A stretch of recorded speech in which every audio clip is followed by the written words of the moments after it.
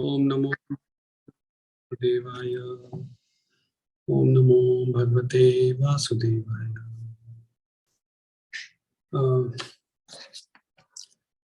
तो ਅੱਜ ਆਪਾਂ ਭਗਵਦ ਗੀਤਾ ਡਿਸਕਸ ਕਰਾਂਗੇ। ਭਗਵਦ ਗੀਤਾ ਦਾ ਦੂਸਰਾ ਅਧਿਆਇ ਔਰ 17ਵਾਂ ਔਰ 18ਵਾਂ ਸ਼ਲੋਕ ਆਪਾਂ ਅੱਜ डिस्कस करेंगे भगवद गीता। तो 17वां श्लोक इस प्रकार है। अविनाशी तो तद्विद्धि येन सर्वमिदं ततं विनाशम अव्ययस्य यस्य न कश्चित् कर्तुम् अर्हति। 17वां श्लोक है, ये डिस्कस करांगे आज ਆਪਾਂ 17ਵਾਂ और 18ਵਾਂ। ਪਹਿਲਾਂ 17ਵਾਂ डिस्कस करांगे। ਇਹਦੇ ਵਿੱਚ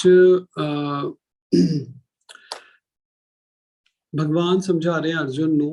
जिस तरह अर्जुन कन्फ्यूज्ड है, ਆਪਾਂ ਜਾਣਦੇ ਹੀ ਹਾਂ, ਪਹਿਲੇ ਚੈਪਟਰ ਦੇ ਵਿੱਚ ਪੜ੍ਹਦੇ ਆ ਰਹੇ ਹਾਂ ਕਿ अर्जुन कन्फ्यूज्ड है और लड़ना नहीं चाहता।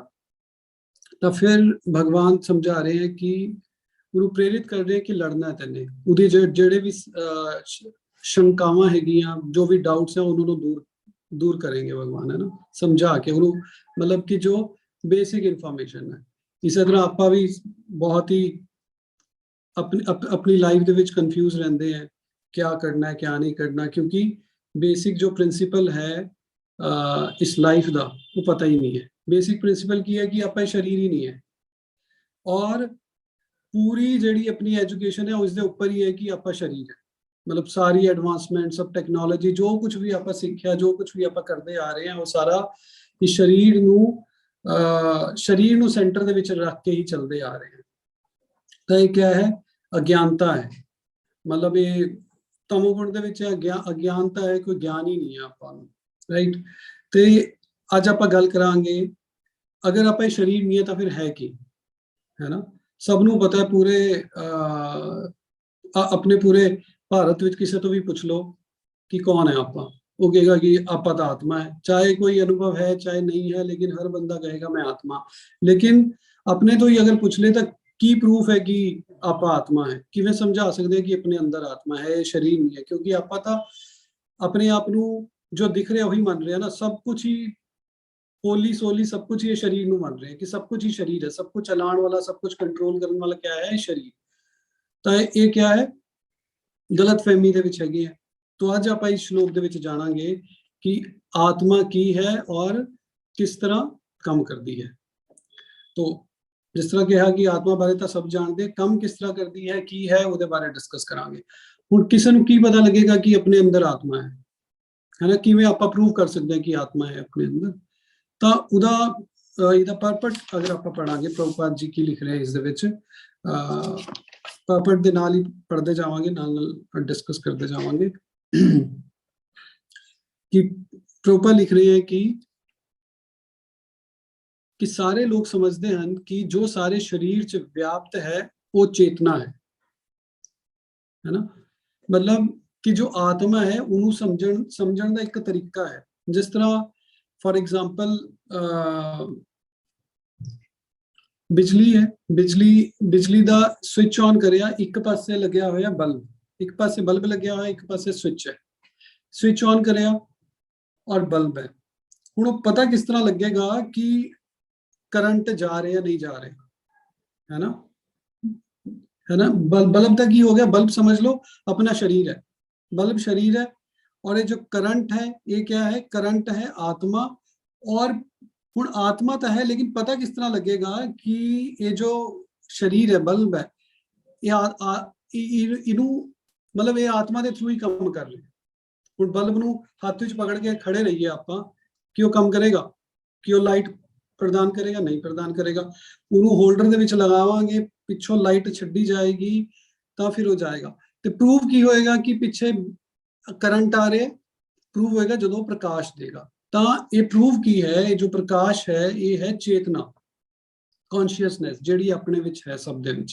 तो इसे तरह ही पता लग, यही डिफरेंस पता लगता है शरीर और आत्मा दे विच। कॉन्शियसनेस जो चेतना है, चेतना यही दसदी है कि शरीर जीवित है या शरीर मरिया हुआ है। जिस तरह आप समझते हैं, जिस तरह हम चल रहे हैं, गलबात कर रहे हैं, सब कुछ कर रहे हैं, एक ही है, आप समझ रहे हैं कि जीवित है शरीर।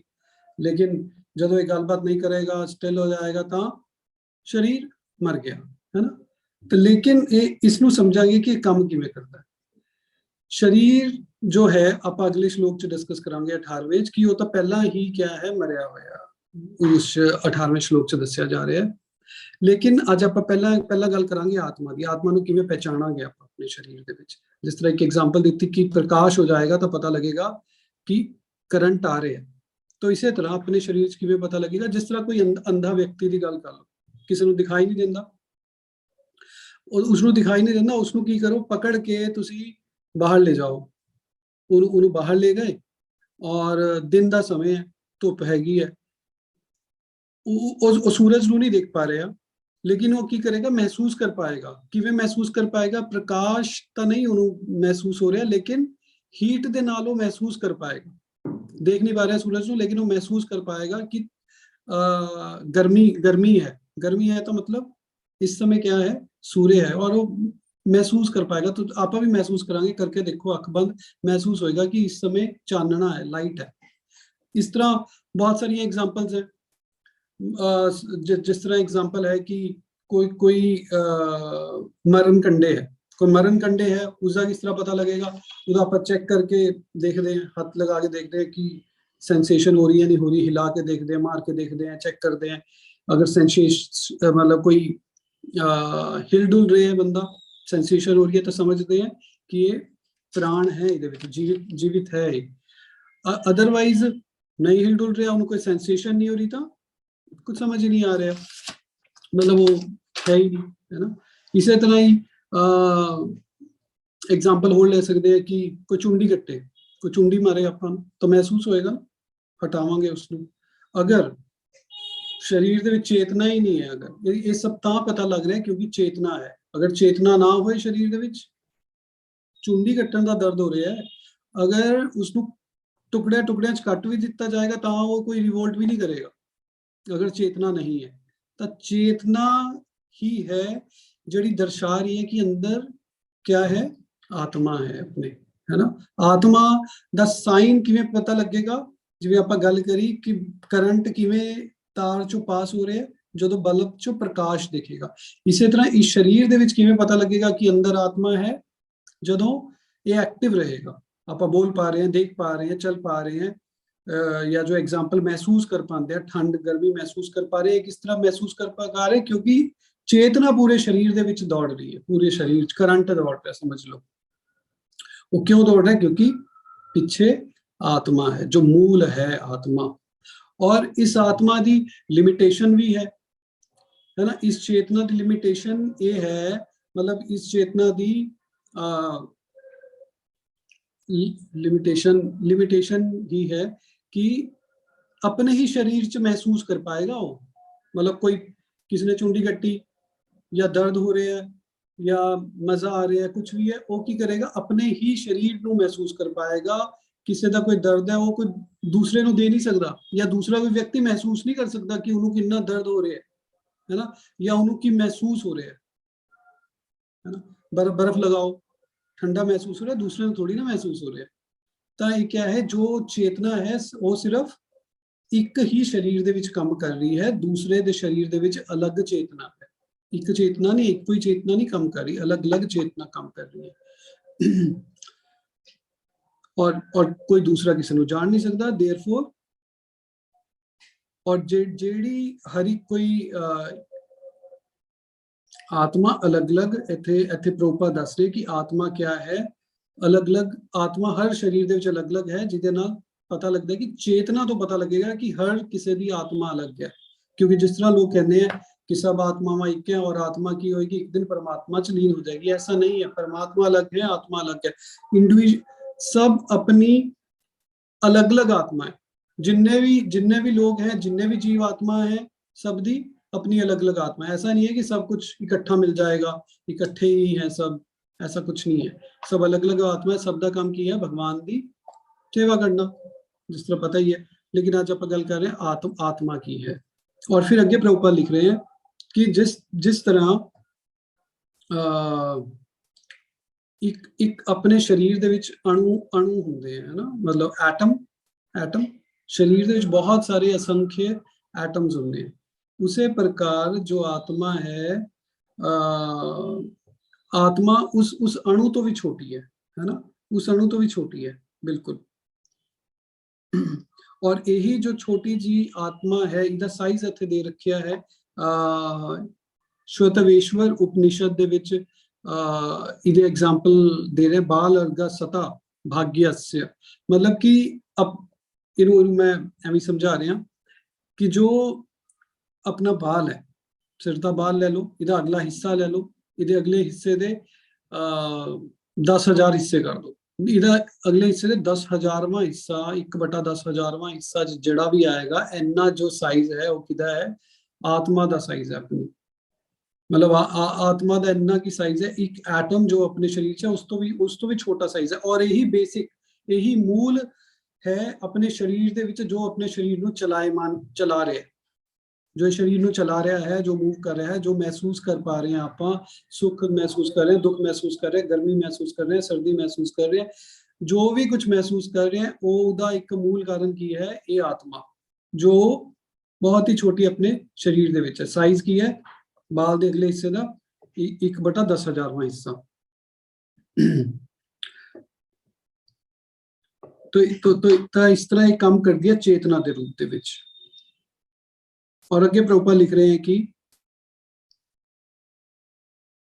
The current of the spirit soul is felt all over the body as consciousness. तो इसी तरह चेतना के रूप दे विच आपां पहचान पाने, और यही प्रूफ है कि आत्मा है। और एक किसी भी बंदे लिए समझना बहुत ही आसान है।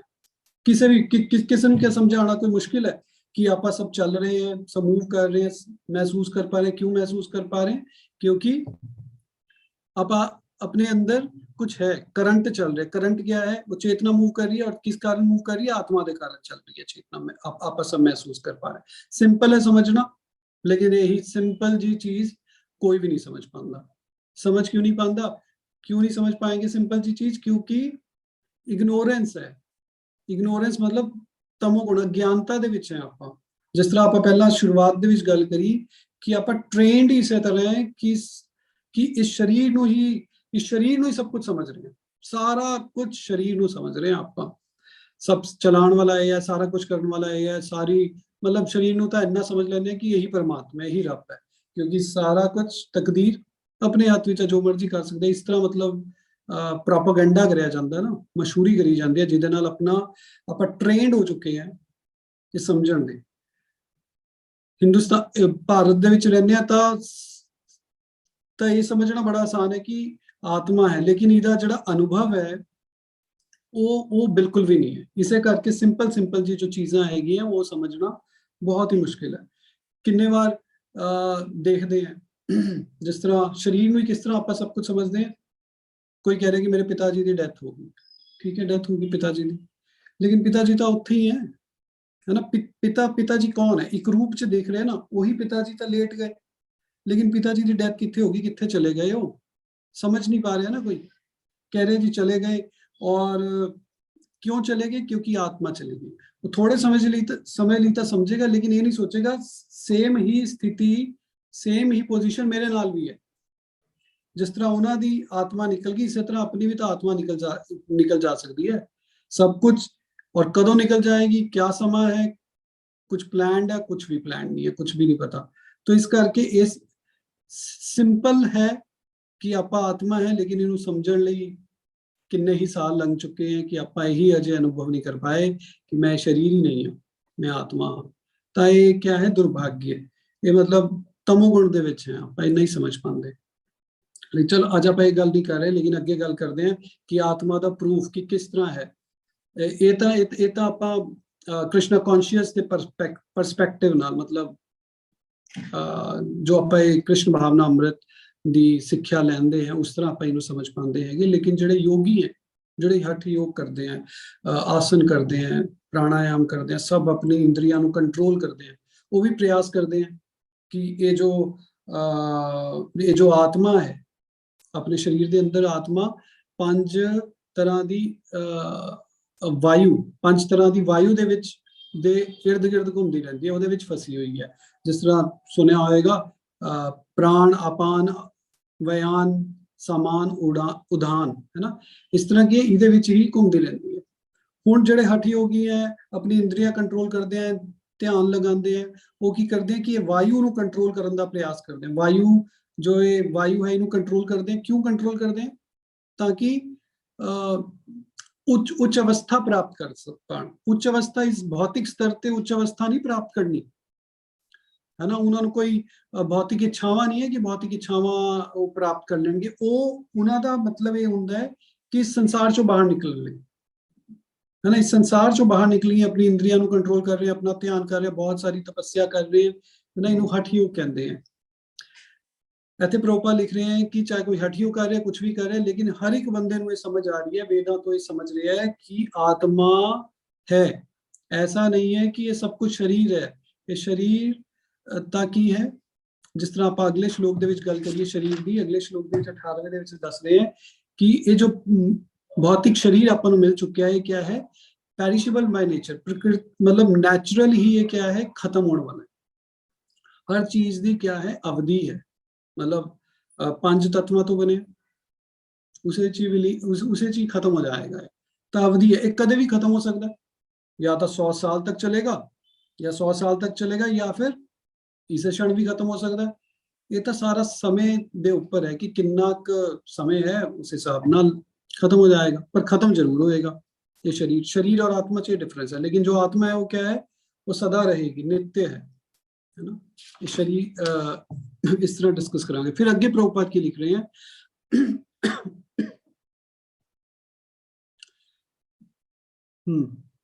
कि सारे वेदा च ही लिखे है, और कोई मूर्ख व्यक्ति ही होएगा, इंसेन पर्सन ही होएगा कि जेड़ा इस आत्मा नू की समझेगा, कि आत्मा समझेगा कि ये तो क्या है? विष्णु तत्व, मतलब ये विष्णु तत्व है। इस तरह लिख रहे हैं कि आत्मा नू विष्णु तत्व के रूप नाल समझेगा। कि मतलब कि जिस तरह आप पहला डिस्कस करें कि सब आत्मावां अलग अलग हैं। जिवे कि जो मैनू दर्द होएगा वो मैनू ही दर्द होएगा। मैं अपना दर्द किसी को दे नहीं सकता, ना ही मेरा कोई दर्द महसूस कर सकता है, क्योंकि मेरी चेतना अलग है, थोड़ी चेतना अलग है। इसे प्रकार ही जो मूर्ख व्यक्ति है वो की सोचेगा कि ये परमात्मा है। आत्मा क्या है? आत्मा परमात्मा दे विच लीन हो जाएगा। ऐसा नहीं है, ये सब अलग अलग है। ये मूर्ख व्यक्ति सोच पाएगा। अगे प्रभुपाद मुंडक उपनिषद तो एग्जाम्पल ही दे रहे हैं कि ये जो आत्मा है अपनी, इदा निवास स्थान किथे है? ये किथे रहंदी है? अपने शरीर किथे है? अपने शरीर किथे है? हृदय च है। अपने शरीर च जिथे अपना हृदय है उत्थे है। और दूसरी गल करिए कि इदी जो मेजरमेंट की इनू नापिया नहीं जा सकता, तोलिया नहीं जा सकता। इदा साइज की है, आप डिस्कस करिया इकबाल दे अगले हिस्से का 1/10,000वां हिस्सा। तो इस करके इनू समझ नहीं पाते। तो साइंटिस्ट लोग की कहते हैं, विज्ञानी की कहते हैं कि आत्मा है ही नहीं कुछ, आत्मा कुछ होंदी नहीं। ये तो सब भौतिक तत्व मिलके ही सब चला रहे हैं, और एक दिन विलीन जदों खत्म हो जाएगा शरीर, सब कुछ खत्म हो जाएगा, तो फिर कोई उस तो बाद कोई आत्मा किते जाएगी नहीं, कुछ नहीं करेगा। तो ये पूरी तरह रिजेक्ट करते हैं। प्रभुपाद इसमें बिल्कुल ही रिजेक्ट कर रहे हैं। परपट से तुम पढ़ोगे तो फिर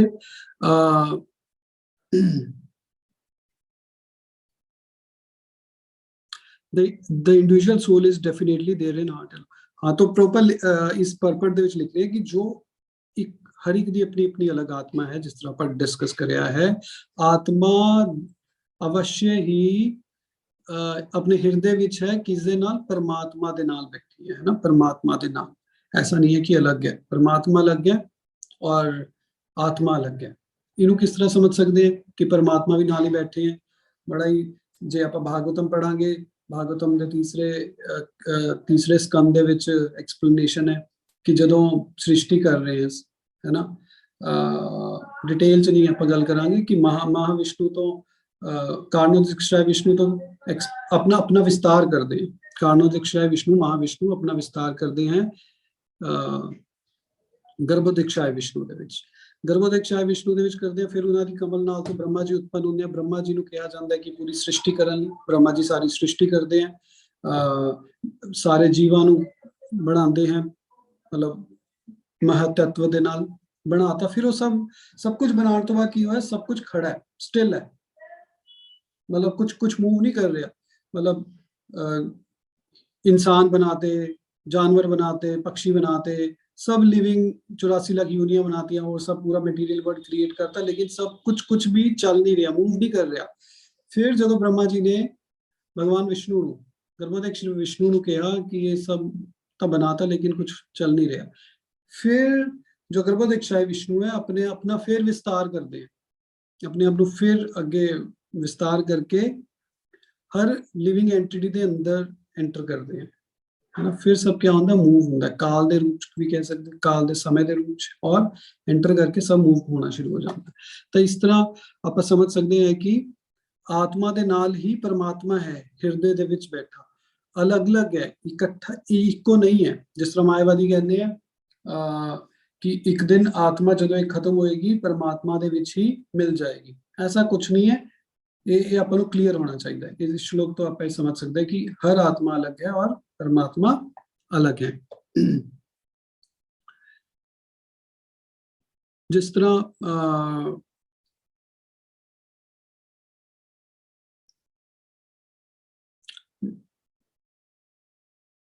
तरह जो शरीर दे विच नाड़ियां हैं अपने, है ना, ब्लड लेके जानी, लाल ब्लड सेल्स के ना, रेड ब्लड सेल्स, वो सब नु मूव कर रहे हैं ताकि सब एनर्जी होगी। कित्थों मेन केंद्र की है, मेन केंद्र क्या है, मेन केंद्र अपने शरीर दे विच हार्ट है, मतलब हृदय है, जिथों सारा कुछ ही मैनेज हो रहा है, सारा कुछ इंज ही समझ लो कि मैनेज हो रहा है सब कुछ, जिथों की आर्टरी सब चल रही है।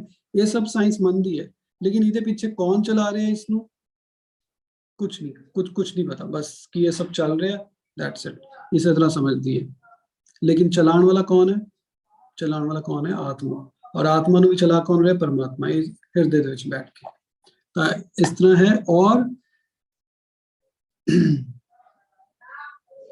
हाँ, मतलब चाहे आप इस भगवत गीता के ज्ञान नु समझिए चाहे ना समझिए, चाहे साइंस नु मुख प्रधानता दईए कि साइंस ही एडवांसमेंट है, या मनिए कि भगवत गीता है, कुछ भी मनिए, लेकिन एक तां निर्णय ते आपां पहुंचांगे, एक तां अंतिम फैसले ते पहुंचांगे कि कि कोई भी इस तो डिनाई नहीं, मतलब कोई भी इस तो मना नहीं कर सकता कि आत्मा शरीर दे विच नहीं है। वो जो साइंस है वो की कह रही है कि सब कौन चला रहे है, शरीर दे विच एनर्जी है। एनर्जी क्या है, बस एनर्जी है। लेकिन भगवत गीता तो अपन को पता की चल रहा है कि वो एनर्जी, जिसनों वो एनर्जी कह रहे हो की है, आत्मा है, और आत्मा नु भी मूव करने वाला कौन है, परमात्मा है, अलग अलग है। बस ये दसिया जा रहा है इस श्लोक दे विच।